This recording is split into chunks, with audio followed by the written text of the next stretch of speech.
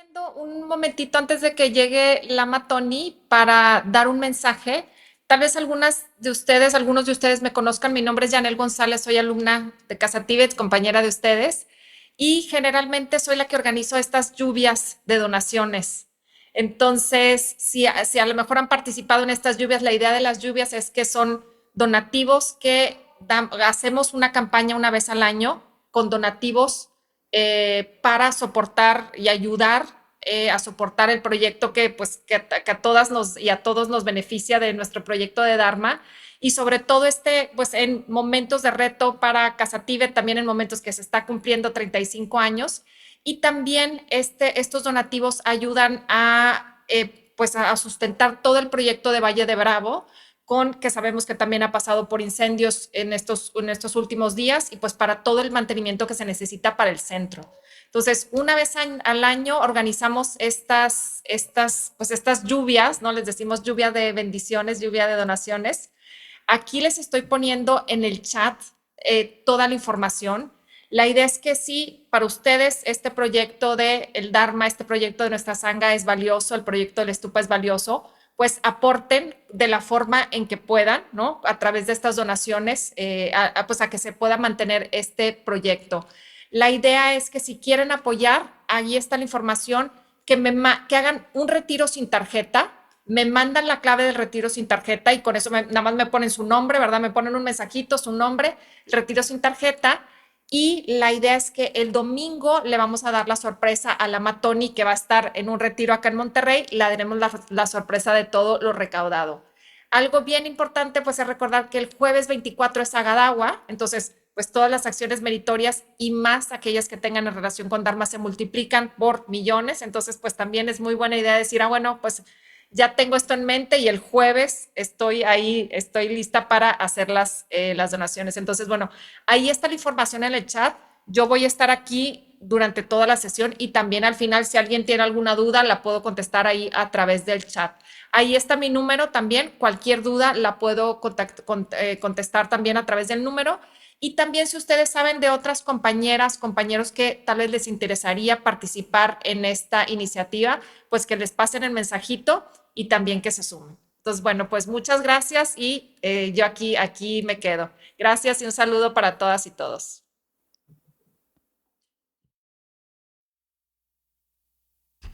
Bueno, muy bien. Vamos a iniciar, como lo hacemos siempre, con nuestra sesión de meditación.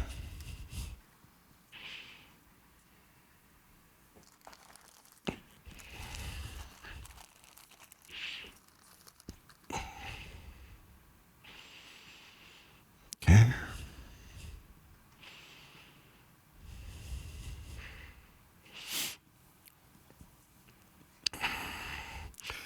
Recuerden que nos encontramos en el medio del cuarto mes lunar del calendario anual de la tradición tanto india como china como tibetana. Se le conoce comúnmente como el mes del Buda, de Shakyamuni, Saga Dawa. Dawa quiere decir luna, Saga quiere decir cuarta, o refiriéndose precisamente a ese mes en donde se conmemora el nacimiento, el despertar y la transición de muerte o el parinirvana del fundador de nuestra tradición, de Siddhartha Gautama. Pero también el nombre Saga es un homónimo, o por lo menos suena como Sakya, Saga, Sakya, ¿sí?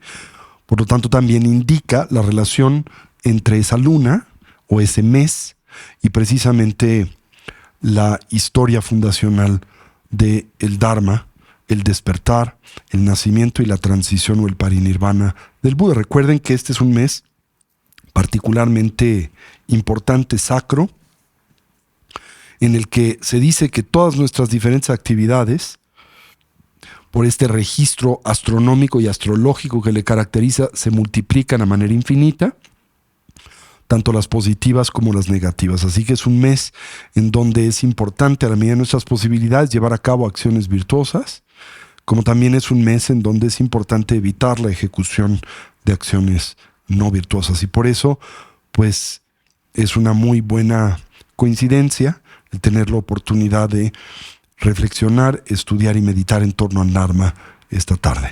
¿Ok? Bien. También les comento el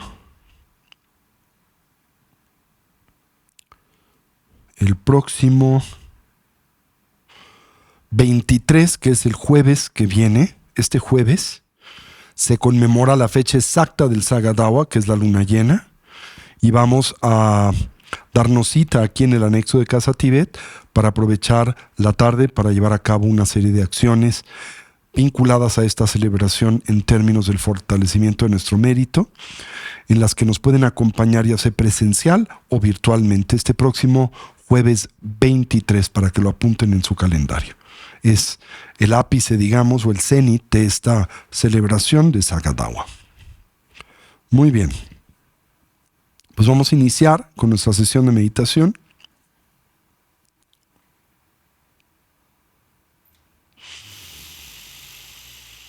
En esta nos ponemos derechitos con nuestra espalda erguida y nuestra cabeza en equilibrio o balance.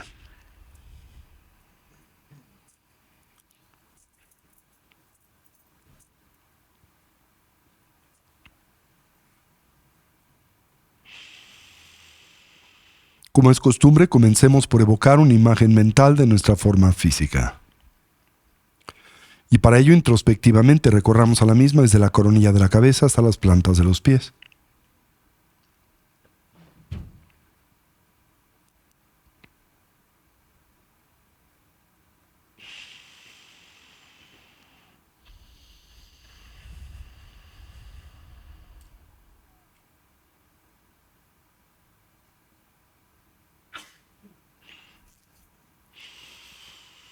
Imaginemos cómo ésta se transforma en una silueta luminosa y translúcida, ausente de sustancialidad. Con la forma y la postura de los 7 puntos comúnmente asociada al Buda Vairochana.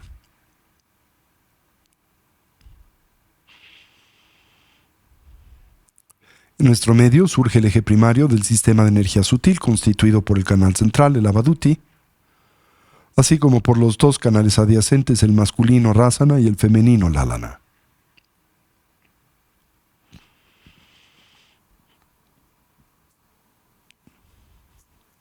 Al primero le concebimos como una espiga luminosa de color azul profundo, no más gruesa que el dedo meñique de la mano, como un tallo hueco de bambú. Recordamos parte, esto es, inicia su travesía desde ese punto conocido como la apertura de Brahma, comúnmente localizado 8 dedos por detrás de la línea original del cabello, donde éste se abre y extiende como un cono embudo o la punta de un mosquetón.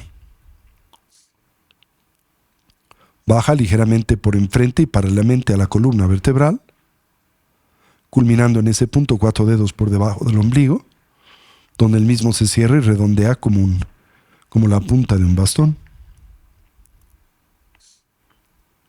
Los 2 canales adyacentes parten de las fosas nasales, se extienden y suben hasta la coronilla de la cabeza, donde se encorvan como el cuello de un bastón, bajando paralelamente al canal central con el que se conectan en ese punto 4 dedos por debajo del ombligo.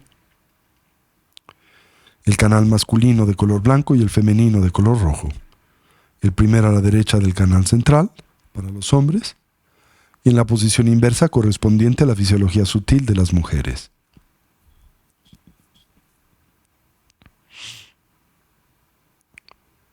Llevamos a cabo la yoga de las 9 respiraciones. Le acompañamos de esa forma especial de respirar, la del ánfora, el jarrón o vasija. En esta, al inhalar, intentamos saturar la totalidad de nuestra capacidad pulmonar. Procedemos con la aplicación de la yoga de la retención de la respiración, volteando la atención sobre de sí misma, intentando reconocer y descansar en el estado y condición mental emergente más profunda, atenta y concentrada. Subsecuentemente exhalamos con fuerza como si disparásemos una flecha a través de un arco. Decantamos así 30% del prana, comúnmente presente en la parte superior del cono pulmonar, correspondiente a los vientos kármicos de los que dependen las funciones conceptuales y dualistas de la mente o conciencia. Fortalecemos simultáneamente al viento de sabiduría, el Yelum, que desde el momento de la concepción hasta la transición del morir comúnmente reside en el medio del canal central y del cual dependen las altas funciones de la cognición. Hacemos esto 3 veces para el canal masculino, energía de color blanca, 3 para el femenino, energía de color rojo, y culminamos con la aplicación de la yoga de la gran vasija, el Bumpachen, en la que inhalamos simultáneamente por ambas fosas nasales, retenemos la respiración, giramos el estómago 7 veces en el sentido de las manecillas del reloj y 7 veces en el sentido contrario, retenemos la respiración, exhalamos con fuerza y repetimos el proceso 3 veces. Presionamos con la yema del pulgar, la primera falange del dedo anular. Le abrazamos en el gesto conocido como el puño adamantino, los dedos índices ligeramente extendidos con los que bloquearemos las nadinas de las fosas nasales y presionaremos los puntos de acupresión asociados a esta práctica. Con esta instrucción procedamos con esta práctica, la yoga de las 9 respiraciones.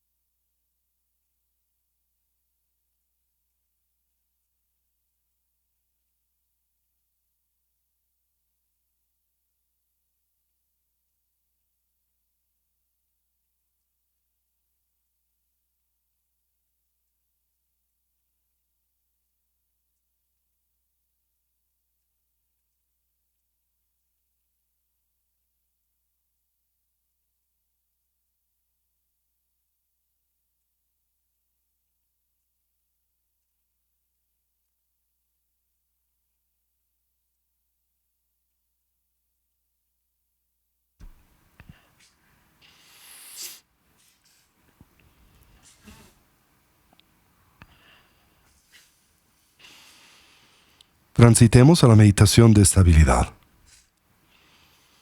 La práctica de la recolección del respirar. En esta, cualquier idea, sensación o estímulo que en nosotros surja la observamos y liberamos. Consciente y lúcidamente intentamos dejarla pasar, sin elaborar sobre de la misma. Con suavidad y naturalidad volvemos la atención o recolección sobre el flujo natural de la respiración. Simultáneamente atendemos a la esfera de las sensaciones táctiles, en especial aquellas naturalmente asociadas a la respiración, comenzando por la relajación. Para ello, introspectivamente recorramos a nuestro cuerpo desde la coronilla de la cabeza hasta las plantas de los pies. Y ahí donde hallemos o identifiquemos cualquier elemento o rastro de ansiedad y tensión, relajémoslo. Si se nos facilita y como un medio hábil a inhalar, imaginemos en nosotros penetra luz y claridad. Concibamos como la misma se vierte sobre esos puntos de tensión y ansiedad. Al hacerlo, los ilumina, distiende y relaja. Y al exhalar, imaginamos esa tensión nos abandona. Lo hace como vapor de agua que espontánea y naturalmente se diluye, se desvanece en el vacío. Mantengamos a nuestra recolección o presencia mental firmemente asida sobre el objeto de concentración, el respirar, mientras cultivamos una actitud de atención introspectiva, dirigida hacia la emergencia de los diferentes obstáculos que sabemos, dificultan, obstruyen y así obnubilan a la práctica, sobre los que aplicamos sus respectivos antídotos. De experimentar excitación nos concentramos en la exhalación, en la sensación gradual o progresiva de tranquilidad y relajación que le acompaña. Y de ser presas de la lasitud, el hundimiento mental, el sopor sueño o la mera pérdida de claridad, nos concentramos en la inhalación. Lo hacemos en la viveza y alerta, en la claridad mental que ésta propicia. Así orientemos a nuestra mente y cuerpo hacia su estado natural, del todo relajado, libre de tensión, estable y quieto, dotado de claridad y de alerta, de una actitud de vigilancia. Mientras atendemos a la respiración, sin aferramiento o constricción y simultáneamente sin distracción. Establezcamos una transición entre la agitación y el cansancio de la tarde-noche, y el estado mental de atención y concentración necesario para el cultivo de las 3 sabidurías. La sabiduría del escuchar, que nos conduce a la transformación conceptual,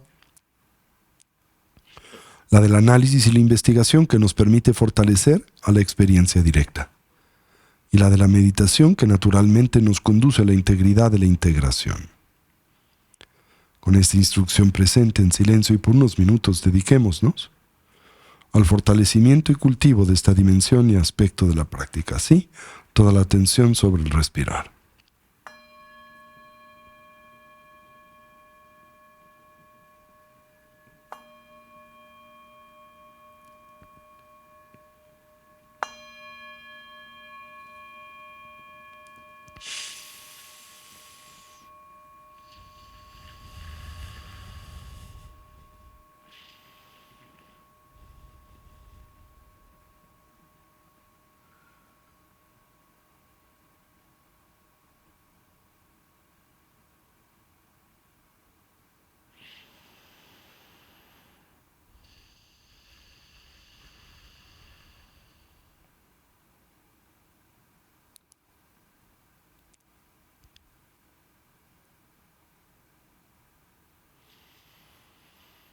Comencemos entonces por descansar a nuestro cuerpo en una postura que sea conducente a la meditación.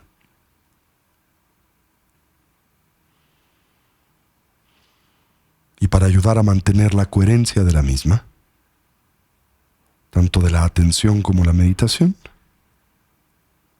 intentemos permanecer tan quietamente como nos sea posible.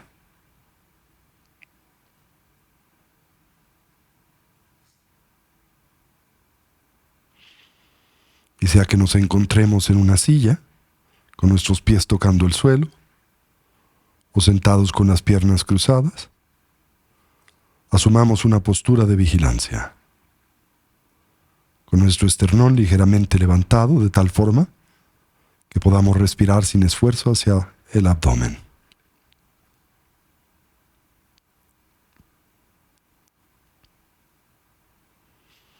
Cerciorémonos que nuestro estómago se encuentre relajado, expandiéndose y contrayéndose de forma natural, vinculado a la respiración.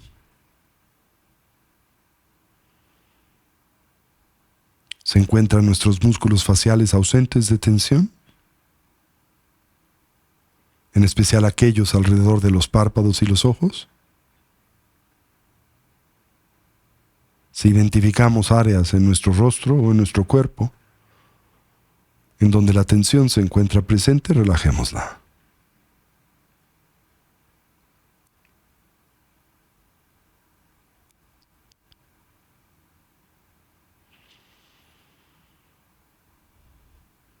Retiremos nuestra atención del mundo externo, de su bullicio, y descansemos a nuestra atención en la esfera de las sensaciones táctiles a lo largo y ancho de nuestro cuerpo.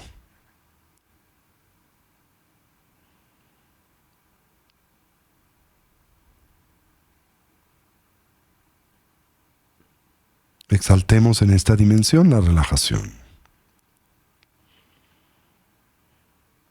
De experimentar cualquier elemento de ansiedad o tensión, relajémoslo.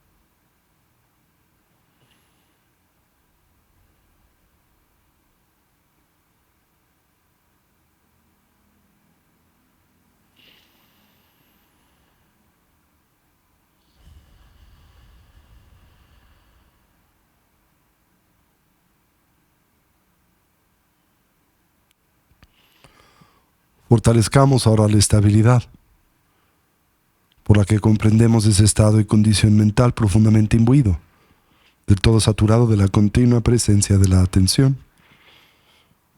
Para ello observemos la natural expansión y contracción del diafragma y del abdomen, la cercana relación presente entre ese movimiento y el de la respiración. Al inhalar observemos si el ciclo es largo o corto, si es profundo o superficial, haciendo lo mismo con la exhalación, mientras simultáneamente atendemos la mera sensación de contacto de nuestro cuerpo con su asiento. Y así una vez más de experimentar excitación nos concentramos en la exhalación y de ser presas de la lasitud, la inhalación.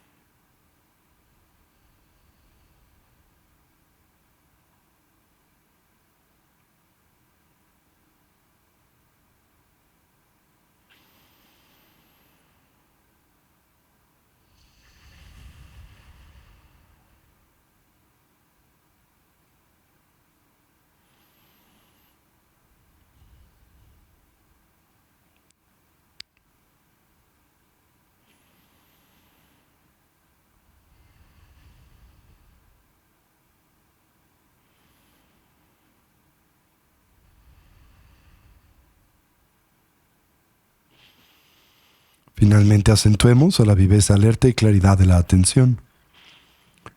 Para ello observemos el ingreso y salida del aliento por la punta de las narices o el labio superior. La natural sensación de contraste en la temperatura del aliento al entrar y escapar por las fosas nasales. Y si se nos facilita como un medio hábil la presencia de una pequeña esfera luminosa o ticle en el medio del entrecejo en la que suavemente focalizamos la atención. Y así una vez más de experimentar excitación nos concentramos en la exhalación y de ser presas de la lasitud, la inhalación.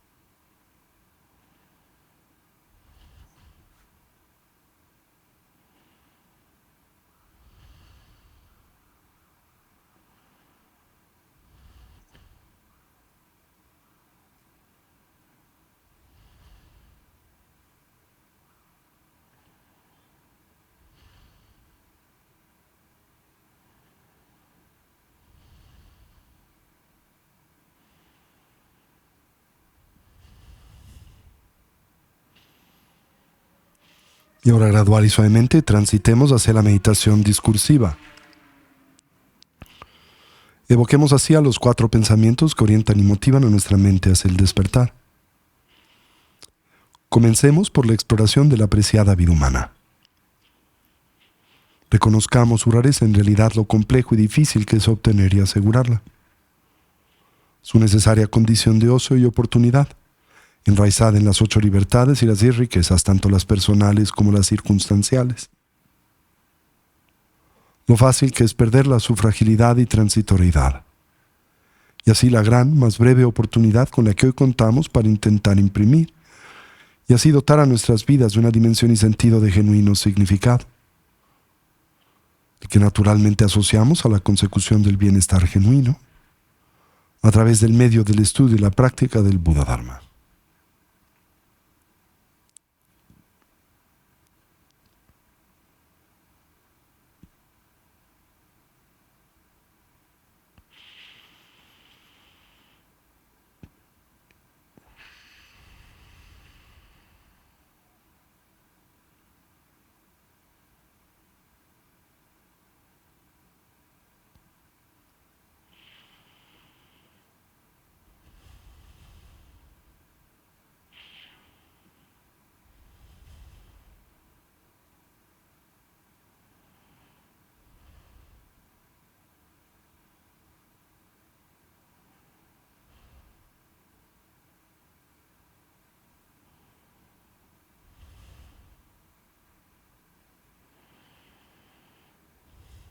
Atendamos a la muerte y la impermanencia.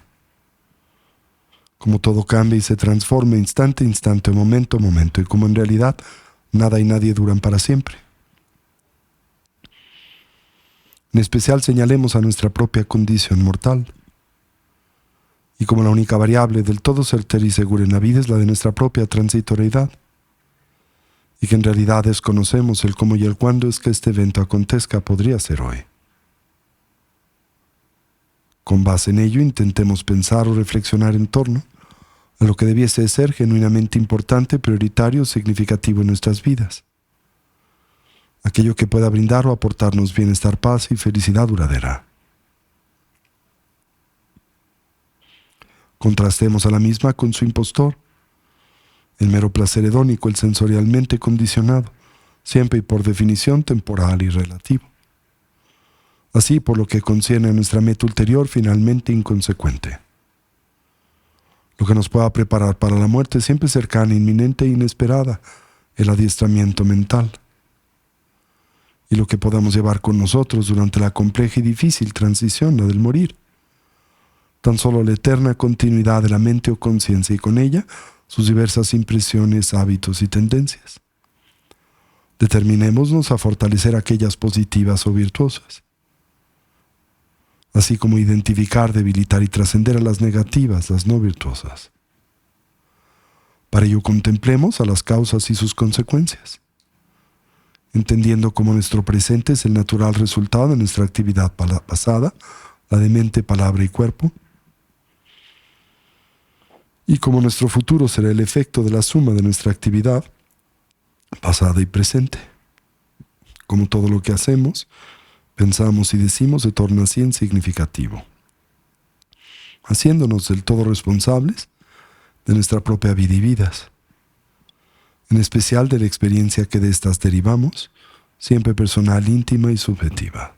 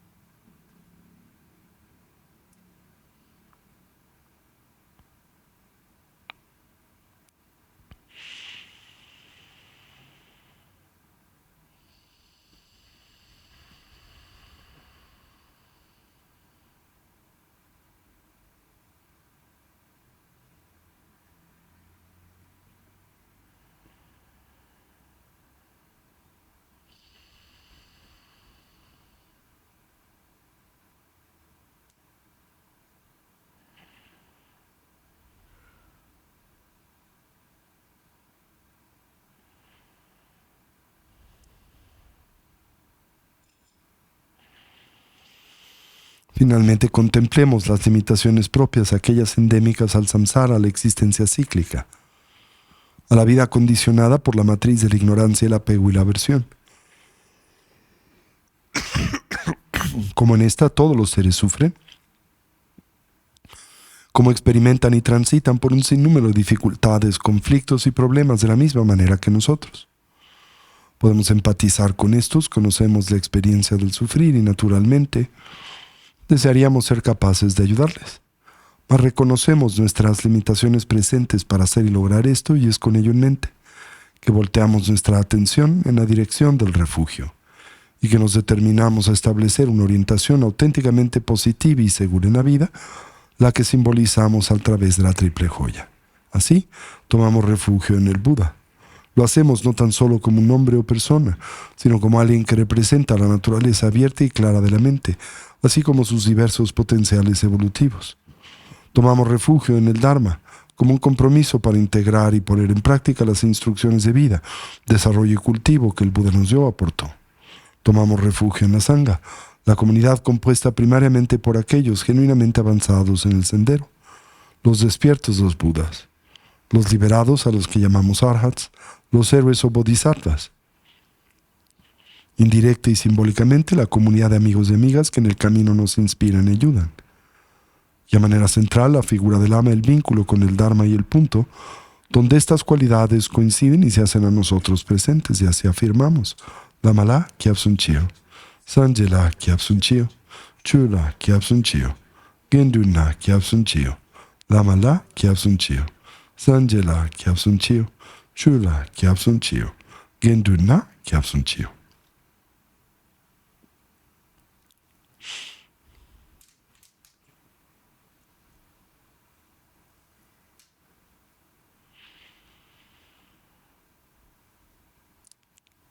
Y ahora expandamos la extensión de nuestra conciencia, aprovechando esa maravillosa facultad de la conciencia humana, la de la imaginación. Volvamos a la práctica del Tonglen, la del dar y el tomar, reconociendo en la misma uno de los métodos principales, dentro del contexto de la tradición mahayana, para el cultivo de esa honda y poderosa mentalidad, la bodhicitta.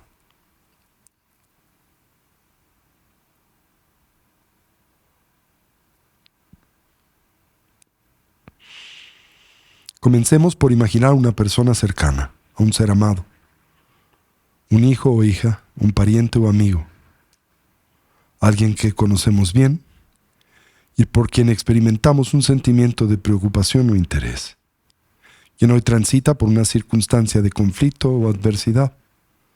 Puede tratarse de una económica, social, psicológica o física. Evoquemos tan vívidamente como nos sea mentalmente posible esta persona, y a su vez imaginemos cuáles son las causas que propician sus problemas y dificultades, tanto las internas como las externas. Subsecuentemente, a manera simbólica, imaginemos a la pureza fundamental de nuestra conciencia, esto es, a nuestra naturaleza búdica, como una perla de luz en el centro del chakra del corazón. Recordemos, esta representa nuestra capacidad para el despertar, la que se ve comúnmente oscurecida por el velo de las aflicciones. Imaginémosla como luz blanca radiante, inexhaustible, brillante, luz de gozo y purificación. Imaginémosla como el referente esencial de nuestro ser y la natural expresión de su condición fundacional. Y ahora abordemos la práctica del Tonglen. Imaginemos al sufrimiento de nuestro ser querido, así como las causas que le producen, como un homo oscuro, espeso y grumoso que obnubila a su verdadera naturaleza.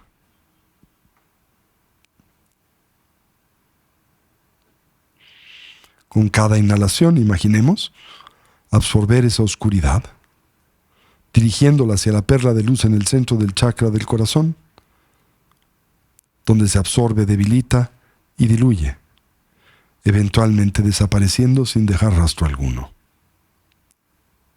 Hagamos esto no tan solo como un ejercicio propio de la imaginación. Y aprovechemos la circunstancia para propiciar la mentalidad propia de la compasión, enunciándola así. Puedas verte libre del sufrimiento y de las causas que le propician. Con cada inhalación imaginemos ese dolor por el que transita nuestro ser querido, así como sus causas, disipándose hasta que desaparece del todo. Y una vez más evoquemos mentalmente tan vívidamente como nos sea posible esta persona, pero ahora enfoquemos nuestra atención en sus añoranzas, su aspiración de felicidad y bienestar, y con el deseo propio de la bondad y el amor afirmemos: puedas encontrar la felicidad genuina, puedas identificar y abrazar sus causas. Con cada exhalación imaginemos a esta luz fluyendo de nuestros corazones como una luz de bondad, amor y compasión. Imaginemos cómo llena y satura a nuestro ser amado,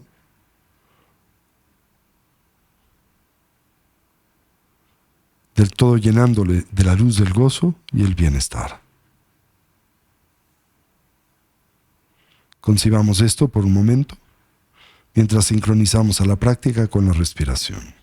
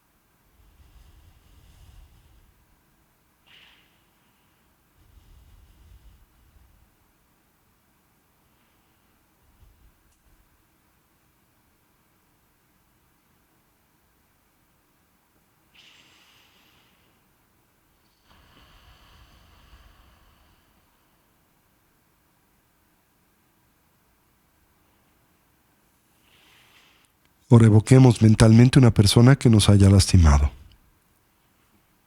Quizá alguien que todavía alberga para nosotros algún tipo de animadversidad. Y así al evocar mentalmente a esta persona investiguemos si las cualidades que de ésta nos parecen reprensibles son verdaderas o imaginarias. Si pueden ser parcialmente genuinas y al mismo tiempo una mera proyección de nuestra propia mente. Como ejemplo, recordemos cómo comúnmente movidos por la aversión, tendemos a exagerar inconscientemente las cualidades negativas de las personas con las que tenemos o con las que experimentamos conflicto. En todo caso, y aquí yace la distorsión, encontramos a esta persona reprensible, conflictiva. Y esos problemas parecen presentarse a nosotros desde fuera, desde su propio lado, del todo independientes a la experiencia y percepción que de los mismos tenemos. Con cada inhalación absorbamos las cualidades que nos molestan. Imaginemos inhalar las causas del sufrimiento que las producen, ya sea las presentes en la vida de esta persona, en la nuestra, o en la relación entre una y otra. Orientémoslas hacia esa perla de luz en el centro del chakra del corazón, donde una vez más se diluyen y desvanecen sin dejar rastro alguno.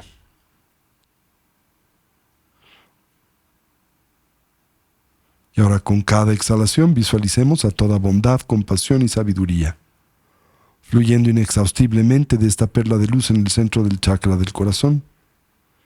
Y con cada exhalación evoquemos el pensamiento de la bondad amorosa, enunciándolo así.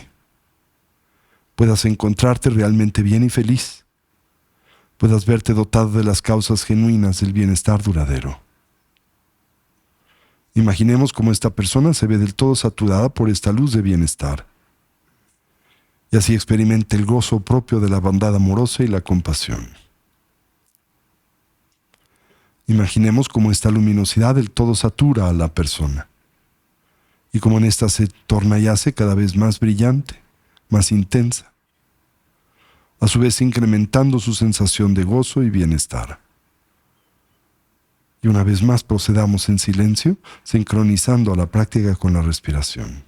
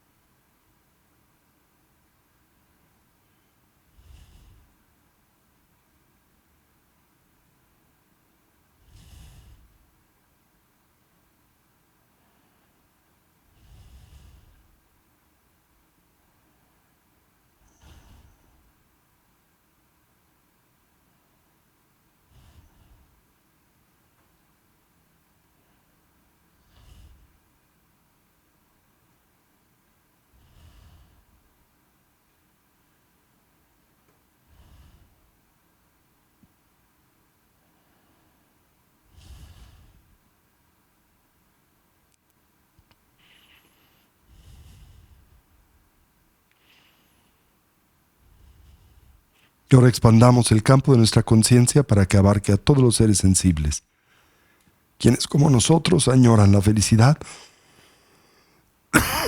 así como la libertad del dolor y la ansiedad. Con cada inhalación absorbamos su sufrimiento conjuntamente con sus causas subyacentes, a la manera de esa nebulosidad espesa, oscura y grumosa. Y con cada exhalación imaginemos extender bendiciones al mundo, a través de la luz de la felicidad genuina. Y hagamos esto por unos minutos.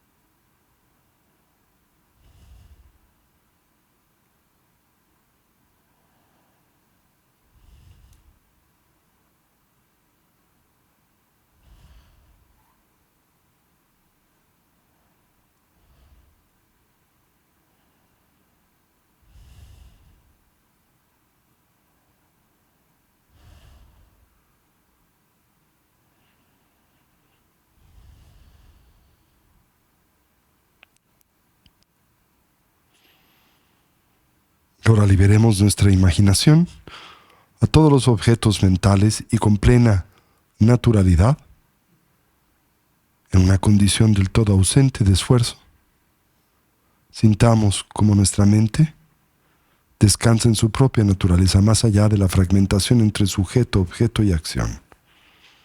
Intentemos a la medida de nuestras posibilidades descansar en esa condición por un momento.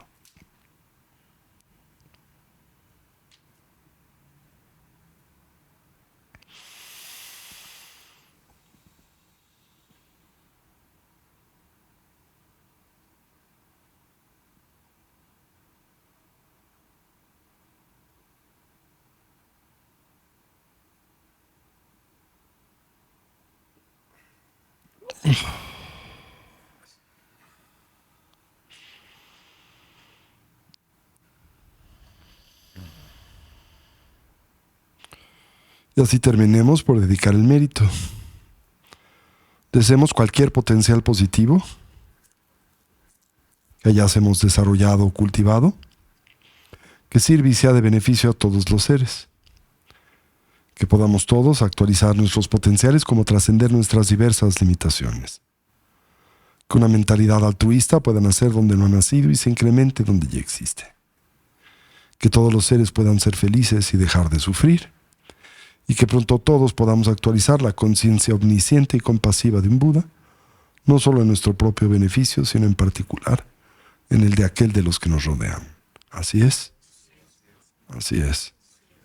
Así es.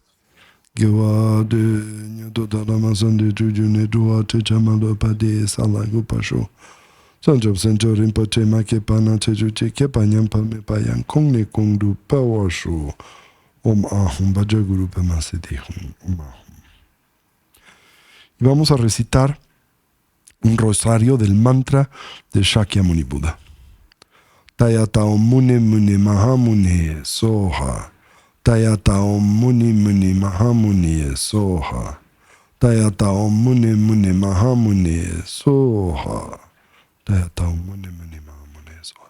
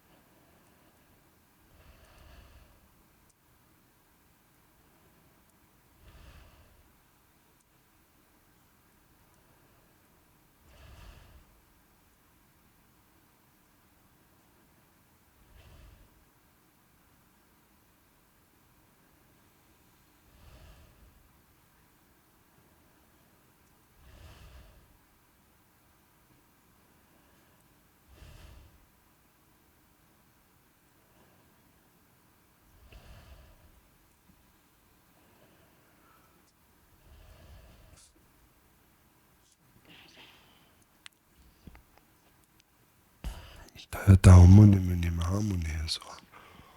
Tayata Om Muni Muni Mahamune Soha. Tayata Om Muni Muni Mahamune Soha. Y así incorporamos y traemos este espacio y lugar de nueva vez nuestra atención.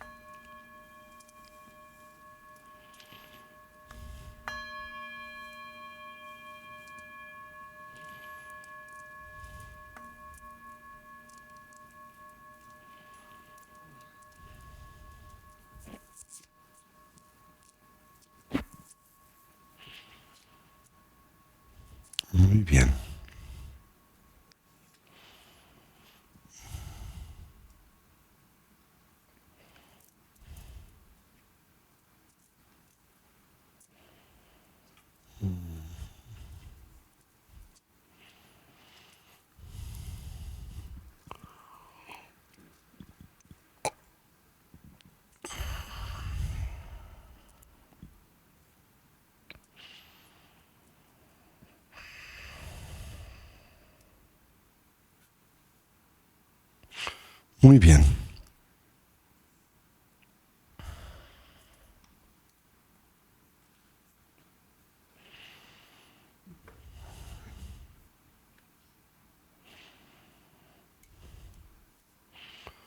Recordarán, hemos venido hablando acerca de las 4 recolecciones, las 4 aplicaciones de la atención, a las que concebimos como el corazón de la práctica del análisis introspectivo, que es central dentro del contexto del universo contemplativo del Buda Dharma en general.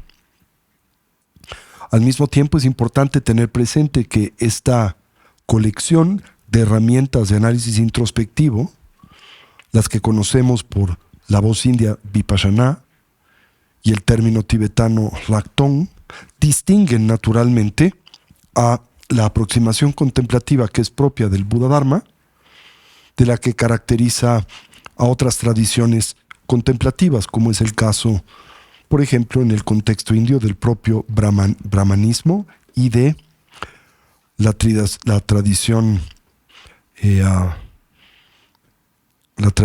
de Mahavira,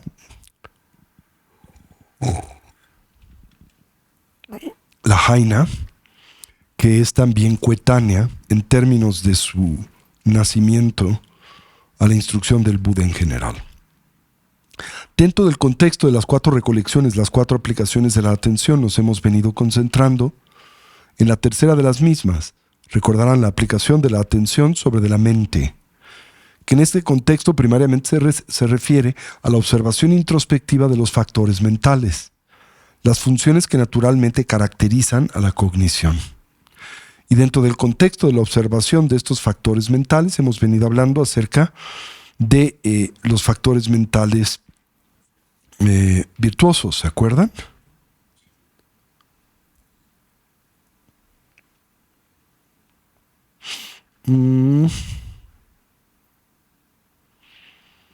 Recuerdo que nos quedamos en el 12º, que es ausencia de daño.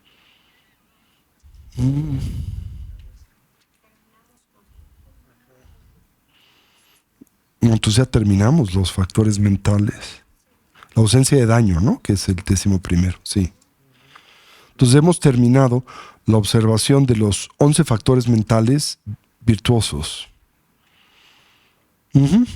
Y ahora vamos a hablar acerca de las 5 aflicciones primarias. ¿Sí? Las 6 aflicciones primarias. Bueno, primero, cuando hablamos o nos referimos a este tópico que es central dentro del universo de la psicología budista y la práctica contemplativa de la misma, cuando hablamos acerca de nuestras aflicciones, las describimos de una manera. El término que empleamos para describirlas dentro del contexto de la psicología budista es el término sánscrito klesha. ¿Sí? En la lengua tibetana se les llama Nyungon. ¿Sí? Nyungon.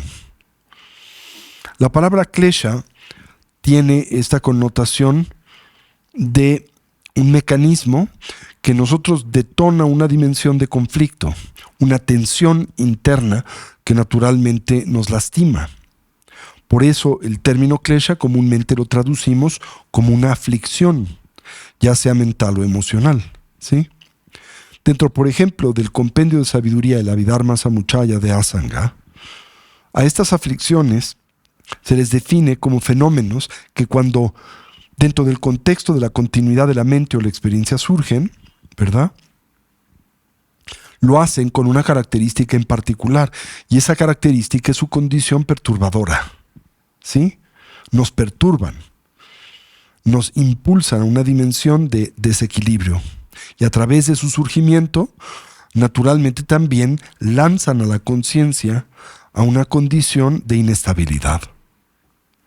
Una inestabilidad que afecta tanto a la dimensión propia del equilibrio cognitivo, como la dimensión del equilibrio de la atención, como la dimensión del equilibrio cognitivo y emocional.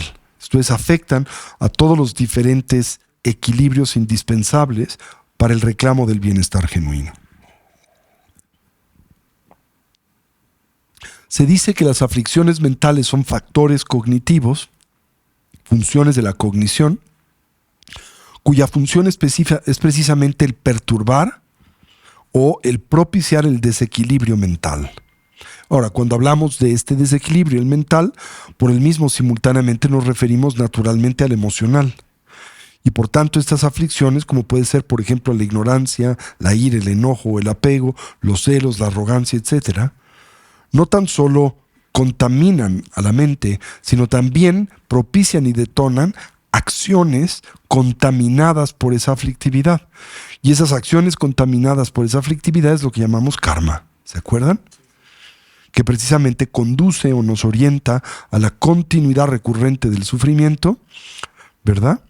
Y a vincularnos a una condición vital en donde nos vemos expuestos a incontrolables dificultades y problemas, la ausencia de paz interior y la incapacidad de reclamar y morar en un estado y condición de paz, ¿sí? Al mismo tiempo se dice que la causa raíz de estas aflicciones es la ignorancia, ¿sí? A la que también naturalmente se le considera y concibe como una aflicción en sí misma. Y más específicamente, la ignorancia que percibe equivocadamente la noción del yo y que también percibe de forma equivocada la noción del mío, ¿sí? U otros fenómenos que nosotros pensamos existen de forma inherente. Todo esto representa la causa primaria de nuestra aflictividad, ¿sí? Bien, empecemos por la primera de estas aflicciones raíz, la ignorancia, ¿sí? La palabra que utilizamos dentro de la psicología india para referirnos a la misma es el término avidya. Mientras que la palabra que utilizamos para describir esta función, este factor mental, esta estructura aflictiva de la cognición, en la lengua tibetana es marikpa, ¿sí? Aquí la palabra vidya, conjuntamente como la palabra rikpa, quieren decir conciencia. Se refieren a la cognición, a las funciones ordinarias de la mente. A es una partícula de negación, avidya, y por lo tanto podríamos traducir este término como una suspensión de la cognición, como una distorsión de la cognición, como una ausencia de cognición o de discernimiento, ¿sí? En el contexto tibetano, rikpa también quiere decir conciencia, ma quiere decir no, pero también ma quiere decir ausencia de o distanciamiento de. Distanciamiento o ausencia de discernimiento, o el término rikpa también significa en la lengua tibetana, tiene una palabra homónima que suena igual aunque se escribe diferente que rikpa se escribe R-I-K-S, mientras que la otra se escribe simplemente R-I-K, y R-I-K quiere decir familia, rik, familia. Por lo tanto, marikpa en este contexto quiere decir el distanciamiento y podríamos inclusive decir el divorcio de la familia. ¿Y qué es la familia? Metafóricamente, la realidad. Por lo tanto, y en este contexto lo que comprendemos por ignorancia es un distanciamiento y por lo tanto un proceso que distorsiona la relación que establecemos con la realidad, con las cosas como son. A la ignorancia se le concibe como una crónica inhabilidad, a través de la cual el individuo experimenta profunda dificultad para decodificar con objetividad, de forma correcta y directa, la naturaleza de la realidad, entendiendo por la misma todo lo que aparece en nuestros diferentes campos sensoriales, los físicos y el mental. Decíamos simultáneamente que existen diferentes tipos de ignorancia, ¿no? La ignorancia, por ejemplo, prenatal, con la que nacemos y de hecho podríamos decir por la que nacemos, en el contexto del samsara, ¿sí? Como el primer eslabón en la cadena de los 12 que propician la perpetuidad de la existencia condicionada y la aflictividad, ¿sí? Y la ignorancia aprendida, que es la que nosotros fortalecemos en consecuencia de la socialización, de la exposición que tenemos al mundo de la experiencia y otros seres sensibles en general. La ignorancia está también vinculada a lo que en la tradición budista conocemos como nuestra particular visión kármica de la vida. Y esa visión kármica de la vida se refiere a la percepción que tenemos o derivamos del mundo en consecuencia de la plataforma cognitiva con la que temporalmente contamos o por la que transitoriamente nos manifestamos. Por ejemplo, en nuestro contexto, naturalmente, nuestra particular visión kármica de la vida es humana, ¿sí? Y evidentemente, nuestras particulares bases sensoriales, tanto las físicas como la mental, las que son propias de nuestra condición humana, entintan lo que nosotros percibimos. Requiérese de un esfuerzo muy importante, primero para poder reconocer la condición y naturaleza subjetiva de esa cognición y después para cuestionarla y deconstruirla, ¿sí? Bien. La ignorancia también se refiere al desconocimiento de ciertas cosas, ¿sí? Particularmente lo que conocemos como los 4 sellos de la realidad. ¿Los recuerdan? El desconocimiento de la naturaleza cambiante, dinámica e impermanente de las cosas. El desconocimiento de la ausencia de identidad intrínseca que es propia de todo fenómeno. El desconocimiento de la naturaleza compuesta de los mismos, como estos emergen en dependencia de partes, condiciones y circunstancias. Y el desconocimiento del cómo esa distorsión cognitiva opera como la causa primaria y eficaz de nuestras distintas aflicciones mentales y emocionales. Precisamente la primera de las 4 nobles verdades, la verdad de dukkha. Tanto el dolor del dolor, el dolor ordinario y convencional, como el dolor del cambio, la mutación y la transformación, y como el dolor todo permeante propio y presente en la existencia cíclica o la vida condicionada. ¿Sí? Todos estos son primariamente consecuencia de la presencia de la ignorancia. ¿Sí?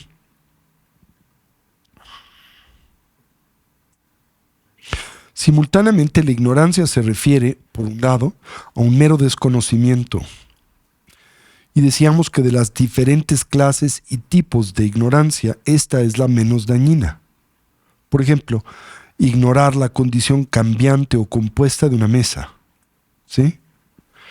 Pero hay otro tipo de ignorancia, de la que hemos muy a menudo hablado y señalado, que se concibe y considera infinitamente más dañina que esta primera. Y es lo que conocemos y entendemos por la ignorancia proactiva. ¿Sí?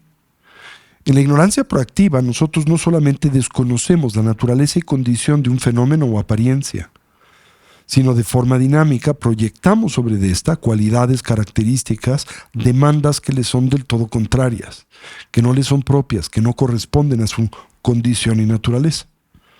Decíamos, por ejemplo, que una forma de ignorancia pasiva es desconocer la naturaleza impermanente de un fenómeno, mientras que la ignorancia activa representa la tendencia a proyectar sobre ese fenómeno que es impermanente una demanda y una expectativa de permanencia.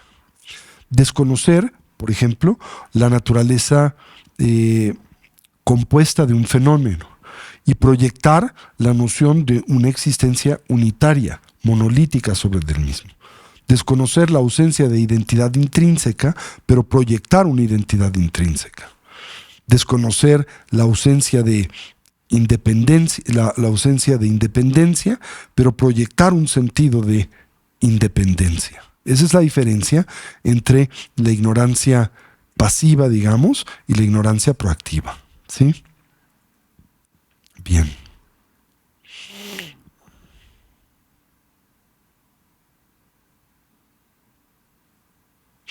Bien, hay otros tipos de ignorancia que se consideran también importantes de comprender y dilucidar. Por ejemplo, una ignorancia que en la tradición budista se contempla profundamente dañina es aquella que nos lleva a dudar o a negar inclusive el principio de la causalidad moral o el karma. ¿Por qué piensan desde la perspectiva de la tradición budista esta negación se considera y concibe como grave? ¿Qué repercusión puede y tiene en la vida? Puede tener y tiene en la vida el negar el principio de la causalidad moral. Pues precisamente es ese principio, el de la causalidad moral, el que nos permite edificar la práctica de la moralidad, la práctica del Dharma, ¿no? Nos permite modular nuestro comportamiento en general.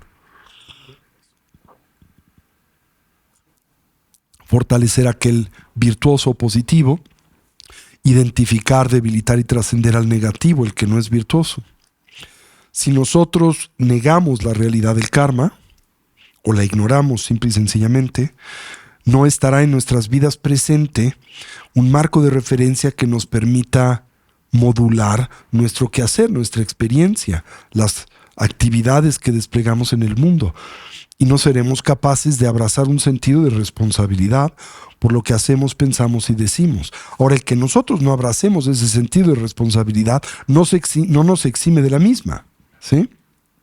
Esto es, el hecho de que tú niegues el karma no elimina la operación del mismo dentro del contexto de tu vida y vidas, ¿sí?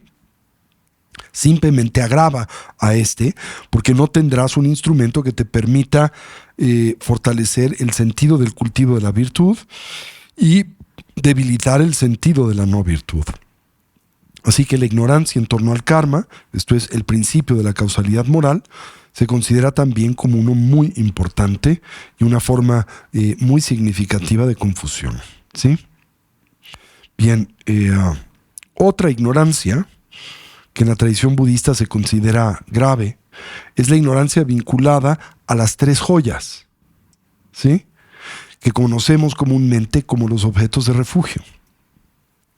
Esto en esencia tiene que ver con el poder lo más claramente posible dilucidar que en el contexto de nuestra vida y desempeño vital nos puede aportar seguridad genuina. Nos puede blindar de la recurrencia de nuestras aflicciones mentales y emocionales. Nos puede exponer y acercar a una condición de bienestar genuino y duradero. Como hemos previamente comentado y señalado, el contexto de refugio o la generalidad que es propia del mismo nos es familiar, por una razón muy simple, y esta tiene que ver con el hecho de que todos sufrimos y que a nadie le gusta sufrir. Y que en buena medida en el contexto del devenir de nuestras vidas, un motor primario que anima la totalidad de nuestras distintas actividades es aquel que nos conduce a buscar bienestar y felicidad, como también identificar y trascender el dolor y el sufrimiento. De hecho, todo lo que en la vida hacemos está en buena medida animado por esos motores, ¿no es cierto? La búsqueda de la felicidad, la evasión y la trascendencia del dolor. Y en consecuencia, buscamos refugios, que son santuarios temporales que pretendemos alivien nuestro sufrimiento, confusión y dolor, ¿sí? Ahora, si lo piensan, ¿qué tipo de refugio es el que nosotros buscamos? Pues naturalmente estamos siempre en pos de uno permanente y duradero. Pero ¿en qué depositamos esa esperanza y reclamo de refugio? En aquello o aquellos que tan solo, y en el mejor de los escenarios, ¿qué tipo de protección nos pueden ofrecer? Temporal y relativo. Y por lo tanto, esos objetos de refugio no alivian estructural y definitivamente nuestros problemas y dificultades. Por ejemplo, y esto es muy común dentro del contexto del entrenamiento contemplativo del budismo, ¿no? Hay personas que toman como objeto de refugio a la práctica de la estabilidad de la atención, al shamatha, y se dedican en buena medida unipuntualmente al cultivo y práctica de la misma. El problema, como hemos recurrentemente mencionado y señalado, es que el cultivo de la estabilidad de la atención no ataca las causas que propician nuestra aflictividad, o una entre tantas, porque es cierto que el desequilibrio de la atención opera en efecto como una de las causas cooperativas de nuestro dolor, sufrimiento e insatisfacción. Pero es importante tener presente que la ausencia de atención tan solo opera como una causa cooperativa en el contexto de la producción de dicha aflictividad. ¿Cuál es la causa sustancial? Es siempre la ignorancia. Por eso, no importa con qué entusiasmo y con qué disciplina cultives la estabilidad de la atención per se no alivia el sufrimiento y el dolor recurrente, ¿sí? Tan solo opera, como tantos otros paliativos, como una herramienta que debilita o suspende temporalmente la presencia y continuidad de esos elementos y factores. Por ejemplo, mientras un individuo se encuentra inmerso en un trance de absorción meditativa, ¿verdad? Especialmente si el mismo es de tal calidad que le permita acceder a la dimensión sutil de la conciencia, experimenta por natural consecuencia una sensación interna de gozo, claridad y ausencia de pensamiento o conceptualidad. Todo lo que naturalmente trátase de una experiencia profundamente placentera y poderosa. Pero esa experiencia placentera y poderosa, por importante que puede ser, es temporal. Está vinculada al trance de absorción meditativa, ese particular estado de atención unipuntual que naturalmente el individuo no puede perennemente conservar. Y cuando ese individuo pierde ese equilibrio, cuando emerge de ese trance de absorción meditativa, ¿qué sucede con las causas que propician la aflictividad? Se reactivan. Por lo que comúnmente se dice y señala que esta mera aproximación, esto es, el desarrollo de la estabilidad de la atención, en ausencia de la aplicación de la visión cabal, no es liberadora, ¿sí? Entonces es también, o puede ser, un objeto falso de refugio, ¿no? ¿En qué piensan ustedes tomamos refugio con mayor recurrencia y con mayor entusiasmo? En las 8 condiciones mundanas, ¿no? Por eso a menudo se dice dentro del contexto de la instrucción budista, el Buda decía que esos son todos nuestros trucos, ¿no? Que en buena medida lo que hacemos en la vida es ir tras las 8 condiciones mundanas. Buscamos, por ejemplo, toda variedad de estímulos sensoriales, ¿verdad? Los que son propios de nuestras diferentes bases cognitivas, tanto las físicas como la mental, ¿verdad?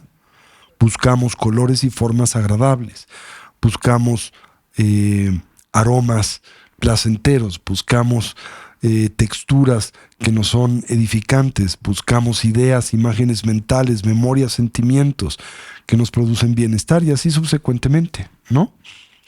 Pero ¿cuál es la limitante del placer sensorial? El problema con el placer sensorial o el sensorialmente condicionado es que es siempre temporal y relativo. Es temporal porque ¿cuál es la condición de todos esos estímulos? Dicho de otra manera, ¿cómo es que estos existen? ¿Son permanentes o impermanentes?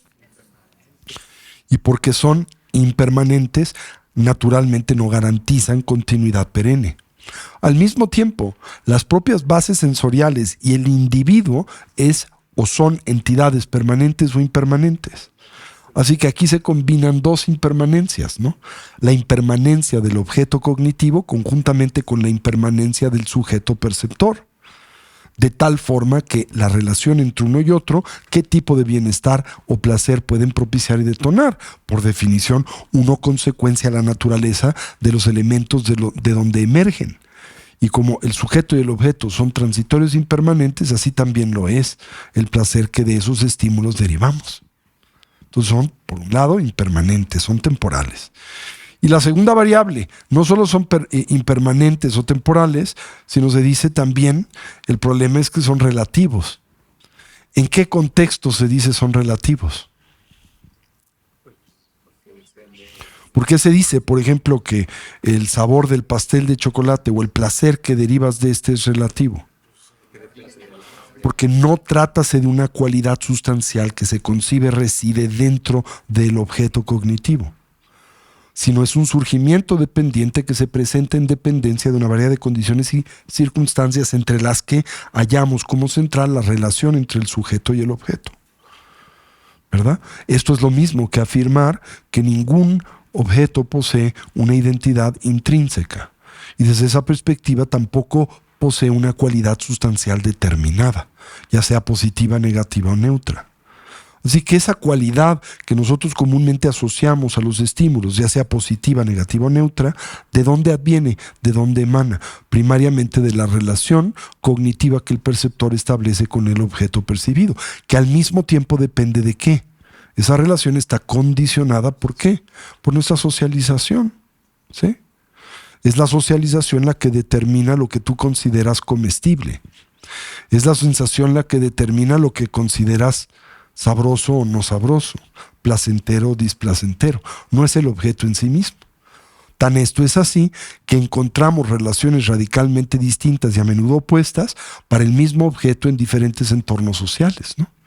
Entonces, para un entorno social, lo que puede operar y servir como un detonante de placer, en otro entorno social opera y sirve como un detonante de displacer, ¿sí? Lo cual quiere decir que esa experiencia, la del placer y el displacer, no están determinadas por el objeto cognitivo. Es cierto que el objeto cognitivo puede influenciar la conformación de esa experiencia, eso no se niega. Pero lo que se pone en tela de duda es hasta qué punto ese objeto tiene la capacidad de determinar del todo, ¿verdad?, la experiencia sensorial, la experiencia cognitiva por la que transitamos. Y lo que se afirma recurrentemente es que no puede hacerlo, ¿sí? Y que el factor que determina la experiencia cognitiva por la que transitamos es interno, es la propia mente o conciencia. Por eso a menudo en la tradición budista se dice, la mente es reina. ¿Se entiende eso? Bien, ahora, decíamos entonces buscamos refugio en toda variedad de estímulos sensoriales. Buscamos refugio en toda variedad de objetos materiales, por ejemplo, los que asociamos con la abundancia, la riqueza, ¿verdad? Buscamos refugio en el poder, en la influencia, buscamos refugio en el reconocimiento, la fama, ¿verdad? Y lo hacemos con qué esperanza, qué demandamos de todas estas o alguna entre ellas. Bienestar genuino, ¿verdad? Pero no podemos de ellas demandar bienestar genuino dado el hecho de que no poseen esa intrínseca identidad. No poseen ese tipo de cualidad sustancial y por lo tanto, a pesar de cómo a nosotros aparecen, no son causas genuinas de bienestar duradero.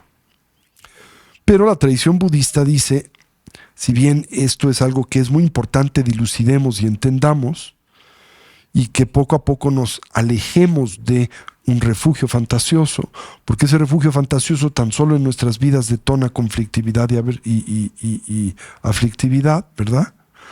Dice que sí existe un refugio confiable, ¿verdad? Y que la confiabilidad de ese refugio es una que nosotros no debemos de forma o manera alguna ignorar, ¿sí? ¿Y cuál es ese refugio? El refugio en la triple joya, ¿sí? El refugio en la condición despierta, lúcida, plenamente actualizada de la mente o conciencia que llamamos Buda.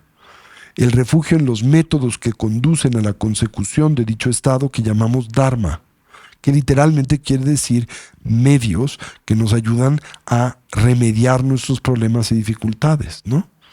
El refugio en la Sangha, que en este caso se refiere primariamente al Arya Sangha, que es la comunidad de aquellos que han logrado liberarse del samsara.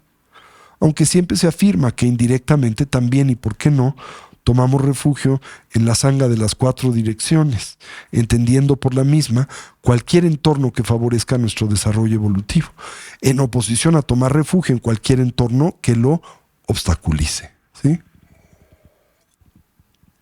Y es claro que hay muchos objetos de refugio que pueden obstaculizar nuestro desarrollo evolutivo, ¿no?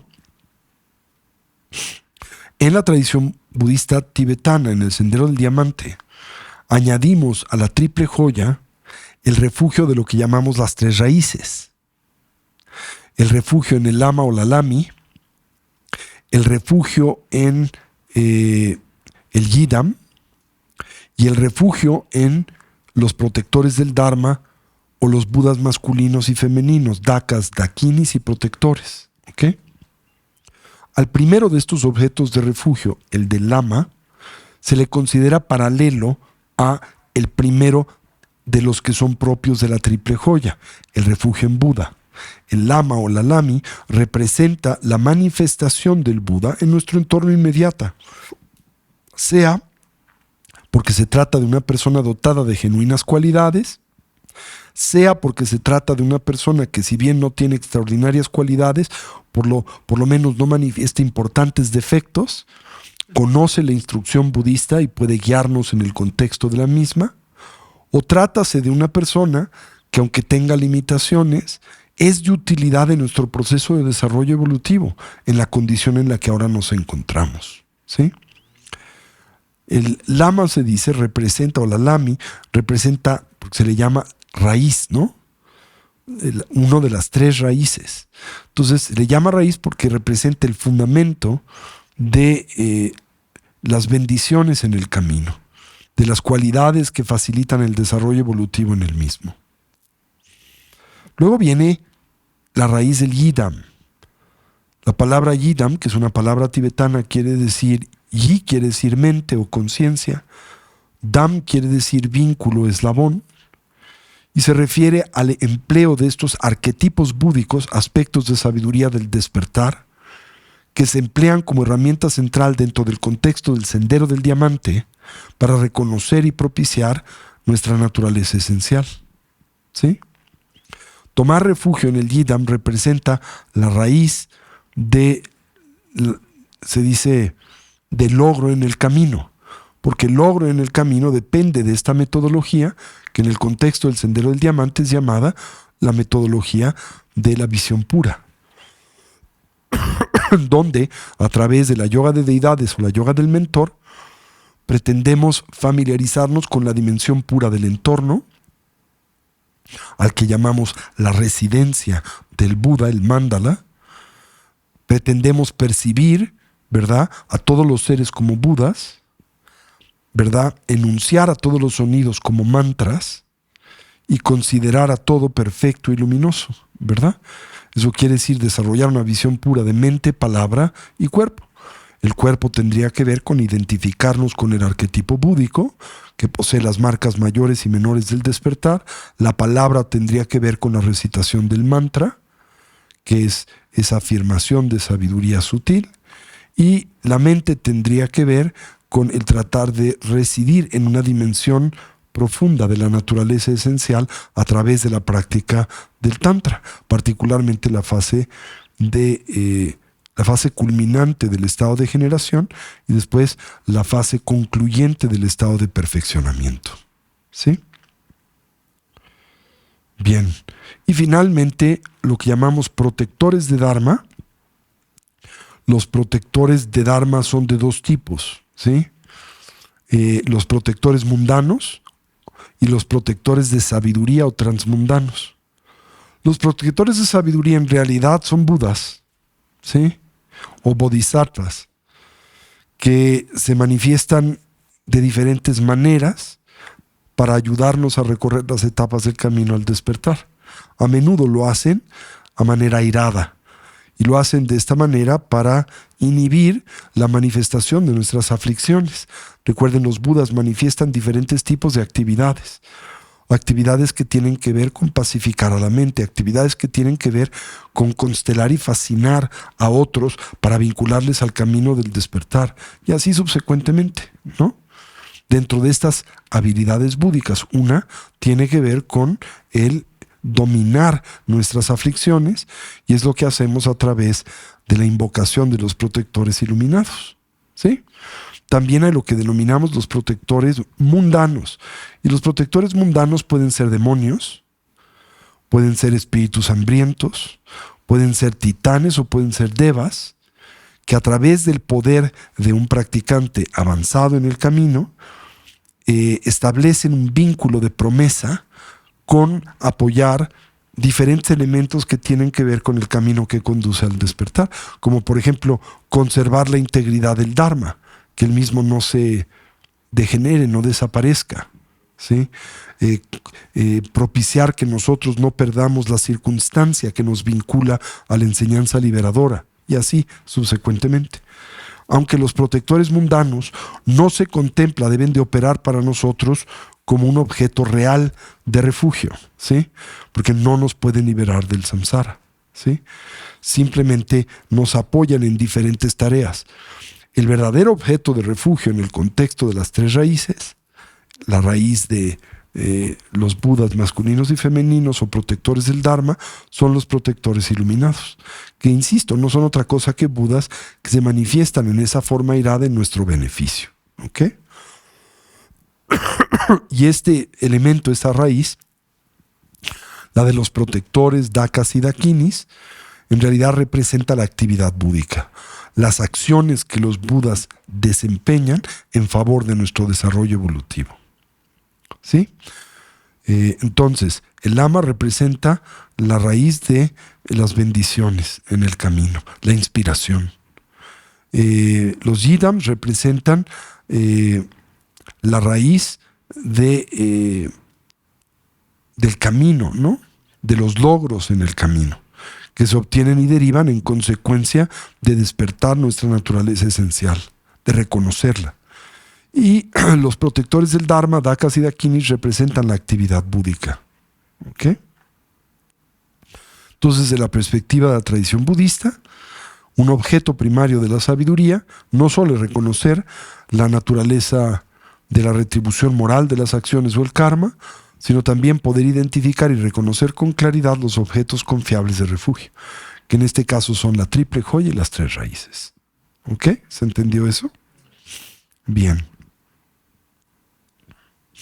Otra forma de ignorancia es la que desconoce o niega el potencial del despertar y la iluminación.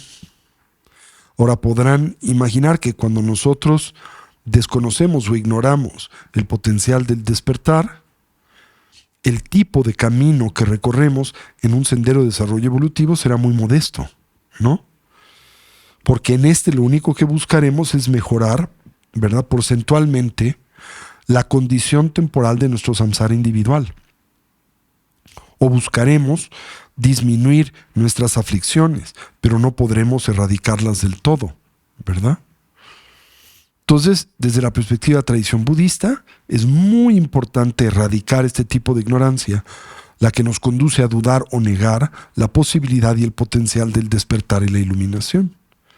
Y para lograr este objetivo, comúnmente dentro de la tradición budista tibetana, examinamos la naturaleza de la mente y sus diferentes dimensiones, y lo hacemos con el propósito de dilucidar y entender que el velo de las aflicciones no es intrínseco a ninguna de las diferentes dimensiones de la mente y conciencia, y que operan esos velos en nosotros de forma accidental y temporal, pero que nuestra naturaleza esencial y fundacional es pura y positiva.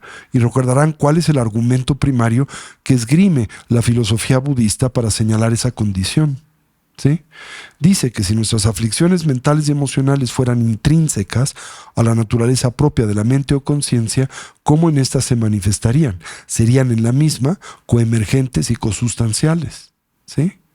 En esencia quiere decir que serían una parte integral de nuestra mente y cognición. Y si ese fuera el caso, ¿cuál sería el síntoma? Cada cognición, cada pensamiento, cada sensación emergería total, completamente mezclada, inseparablemente de nuestras aflicciones mentales y emocionales. Tomemos la ira y el enojo como ejemplo. Si la ira y el enojo fueran intrínsecos a la naturaleza de la mente, cada instante de conciencia emergería en vínculo y relación con la ira. Estaríamos siempre enojados. Y la ira en nosotros aparecería en total independencia de causas, condiciones y circunstancias. No habría nada que la influencie, ni pudiera alterarla. Ahora es claro que eso no corresponde a nuestra propia experiencia y sentido común, ¿no? Y por lo tanto podemos afirmar que esas aflicciones mentales y emocionales, si bien en efecto existen en la continuidad de la conciencia, particularmente la dimensión grosa de la misma, ¿cómo existen en la conciencia? Accidental y no permanentemente. Y por lo tanto esto abre una ventana de oportunidad como justificante importante para poder ya sea trabajar, para disminuir la intensidad de nuestras aflicciones, para poder inhibir temporalmente la continuidad de las mismas y quizá lo más importante, la posibilidad de poder eliminar y erradicar de raíz las causas que les propician, que es la meta ulterior del Buda Dharma. Todo esto tiene que ver entonces con aceptar el potencial del despertar y la iluminación. Estas son entonces algunas expresiones primarias de lo que llamamos ignorancia, ¿sí? También desde la perspectiva de la tradición budista, se habla de la presencia de una dimensión en extremo sutil de la ignorancia, de la que nosotros ni siquiera tenemos conciencia, ¿sí? Y esos son los patrones, hábitos y tendencias que nos conducen a percibir y decodificar el mundo de una manera particular, ¿no? El problema es que estos patrones operan y funcionan en nosotros ¿de qué manera? Inconsciente, habitual y compulsiva, ¿sí? Algunos entre estos son parte de nuestra condición humana, acompañan al hecho de ser humanos, porque somos seres humanos, interactuamos con el mundo de una manera muy particular, como lo hacen los seres humanos, en diferencia de cómo lo haría una araña, o cómo lo haría una cucaracha, o cómo lo haría una ballena, ¿verdad? Y esos condicionamientos que en buena medida determinan lo que nosotros percibimos no son totalmente inconscientes. Dominan nuestra experiencia, pero no somos conscientes de que lo hacen.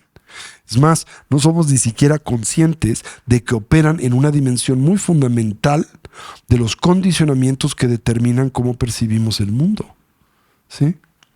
Y por eso, por ejemplo, dentro de la tradición contemplativa budista, hay muchas prácticas que tienen por objetivo el que nosotros establezcamos un vínculo de empatía con otras formas de vida, inclusive que nos imaginemos en esa condición y circunstancia, para entender o poder intuir cuán diferentemente el mundo de la experiencia a nosotros aparece cuando tenemos un cuerpo que no es humano a cuando tenemos un cuerpo humano, ¿sí?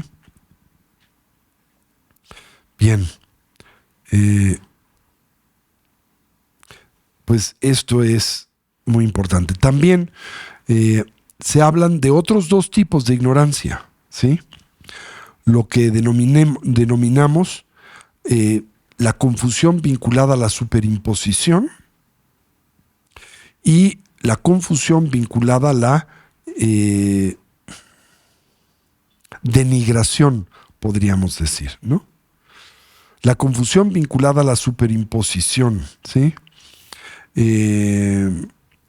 Podríamos decir, es una confusión, un tipo de ignorancia que percibe equivocadamente la realidad en su nivel más profundo, ¿sí? Por ejemplo, la ignorancia que percibe a los fenómenos que no son o no poseen existencia inherente como si tuvieran existencia inherente, ¿no?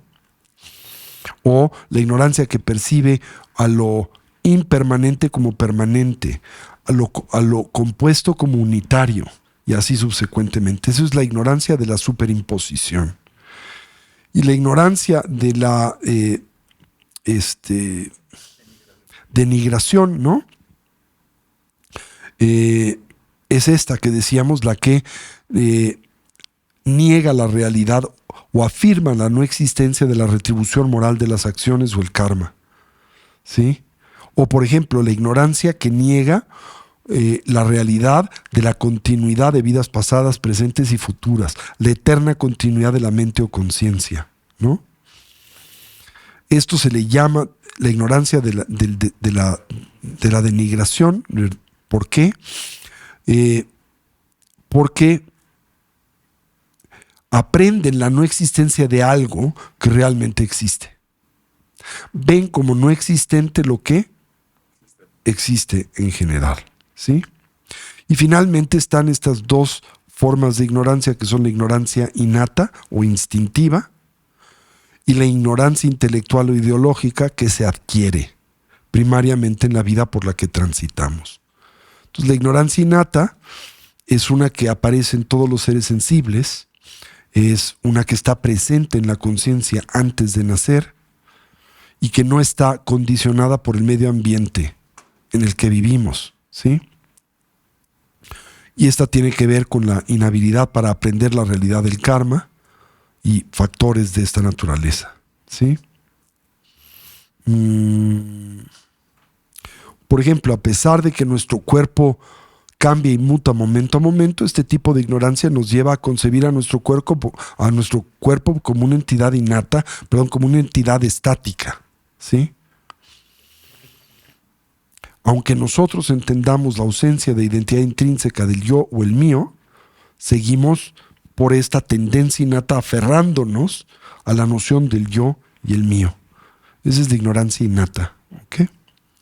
Y la ignorancia intelectualmente adquirida, pues es toda la que nosotros elevamos en consecuencia de nuestra socialización, ¿sí? Con la que edificamos y construimos nuestro sentido de identidad personal o el ego, y con la que también construimos el sentido de realidad con la que interactuamos. Es muy importante tener en cuenta que desde la perspectiva de la tradición budista, la totalidad de lo que nosotros llamamos mundo y realidad es una mera designación conceptual. ¿Sí? No existe como a nosotros aparece por sí mismo desde su propio lado. Emerge en dependencia de nuestra socialización y cultura y nuestro karma individual y colectivo. ¿Sí? Bien.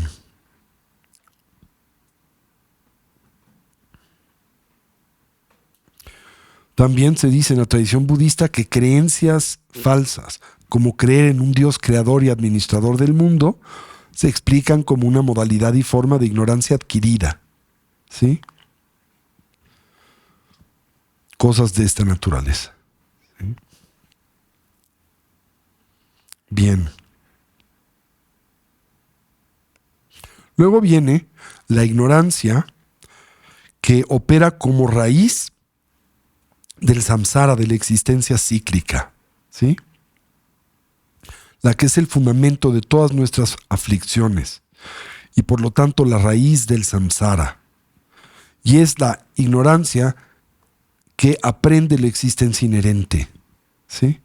O sea, la ignorancia primaria es proyectar existencia inherente sobre lo que no la tiene. ¿Sí? Se dice esa modalidad o dimensión de la ignorancia opera como la raíz de todas nuestras diferentes aflicciones. ¿Sí? Es la que nos lleva a percibir aquello que es compuesto como unitario, aquello que no posee cualidades sustanciales como si las tuviese, a relacionarnos con el objeto cognitivo con apego y aversión, y así subsecuentemente, ¿no? También este tipo de ignorancia se dice tiene dos tipos. La ignorancia que aprende la existencia inherente del yo y del mío, y la ignorancia que aprende la existencia inherente de los fenómenos. Esto es todo lo que no soy yo y no es mío. ¿Sí? Y como estas dos ignorancias simultáneamente aprenden la existencia inherente que no existe, las dos operan como la raíz de la existencia cíclica. Entonces se dice que el motor del samsara es no entender la naturaleza del mundo, de todos los fenómenos y apariencias que a nosotros se presentan, como no comprender y entender la naturaleza de nuestra propia identidad, de cómo nosotros existimos, del yo. ¿Sí? Muy bien. Entonces, la ignorancia fundamental, o la ignorancia que opera como el fundamento de la existencia cíclica, la que proyecta identidad intrínseca sobre lo que no la tiene, es el motor del apego, la ira, la arrogancia, la ignorancia, la duda aflictiva y las visiones equivocadas de la realidad. ¿Sí? De todas nuestras aflicciones mentales y emocionales. Bien.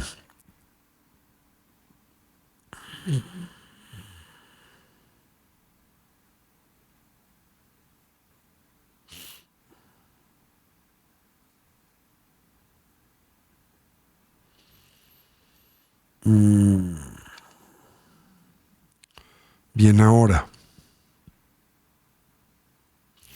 Estas primeras 5 aflicciones mentales y emocionales, el apego, el enojo, la arrogancia, la ignorancia, la duda aflictiva y las visiones equivocadas, se les denomina los 5 no puntos de vista. ¿Sí? El último de estos, la visión o el punto de vista equivocado, se divide en 5 tipos de puntos de vista erróneos, a los que llamamos los 5 puntos de vista. ¿Sí? Y estos se subdividen en otras aflicciones adicionales, ¿no? Entonces,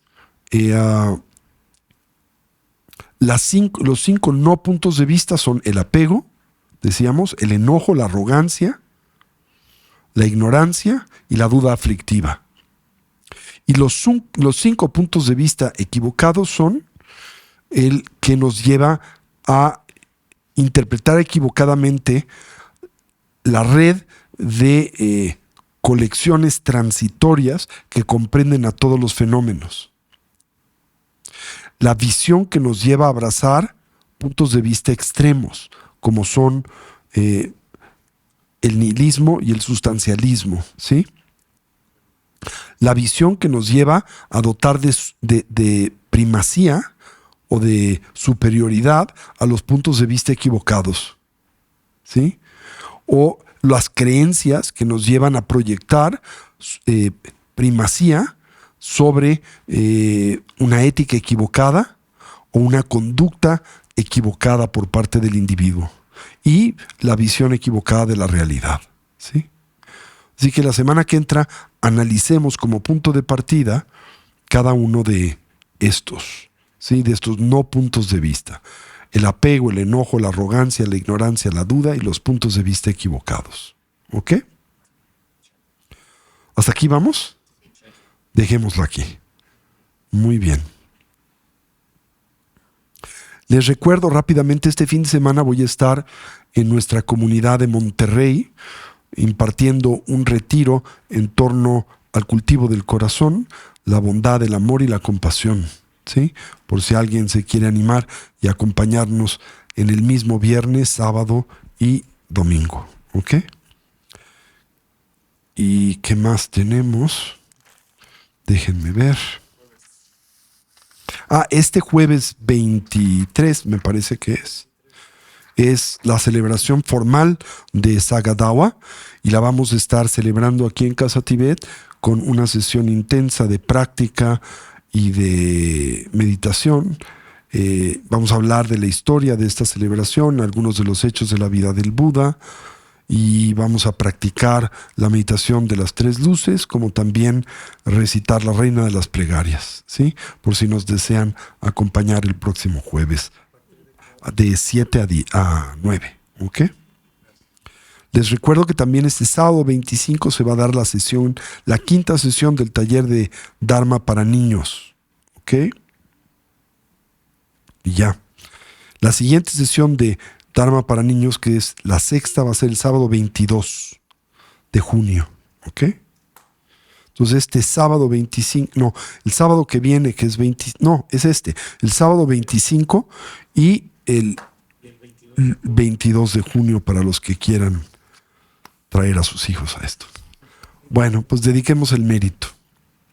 Y así deseemos que cualquier potencial positivo que a través de este medio ya hemos desarrollado o cultivado, que sirva y sea de beneficio a todos los seres. Que podamos todos actualizar nuestros potenciales como trascender nuestras diversas limitaciones. Que una mentalidad altruista pueda nacer donde no ha nacido y se incremente donde ya existe. Que todos los seres puedan ser felices y dejar de sufrir. Y que pronto todos podamos actualizar la conciencia omnisciente y compasiva de un Buda. No solo en nuestro propio beneficio, sino en especial en el de aquel de los que nos rodean. Así es. Así es. Así es.